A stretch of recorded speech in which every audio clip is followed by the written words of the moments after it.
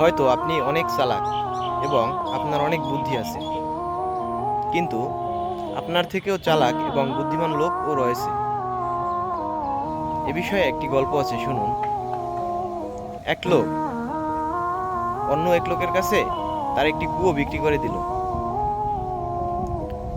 কুয়োটি বিক্রি করে দেওয়ার কিছুদিন পরে ওই লোক কুয়োর নূতন মালিককে এসে বলল যে, ভাই, আমি আপনার কাছে কুয়ো বিক্রি করেছি। কুয়োর ভেতর থাকা পানি আপনার কাছে আমি বিক্রি করিনি। সুতরাং আপনি যদি আমার এই পানি ব্যবহার করেন, তবে এটার জন্য আমাকে আপনার অতিরিক্ত টাকা দিতে হবে। তখন কুয়োর নূতন মালিক একটা হাসি দিয়ে বলল যে, ভাই, এ বিষয়ে আমি আপনার কাছে যেতে চেয়েছিলাম, ভাবছি আপনার সাথে কথা বলবো।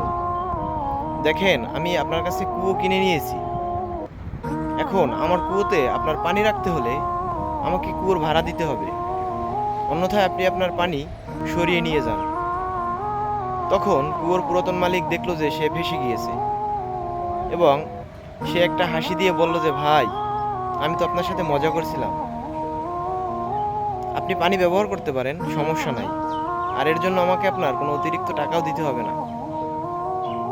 এটা থেকে বোঝা গেল যে আপনি হয়তো নিজেকে চালাক ভেবে কাউকে এমন কোনো কথা বললেন বা কারোর সাথে এমন কোনো চালাকি করলেন যাতে আপনি নিজেই ফেঁসে গেলেন।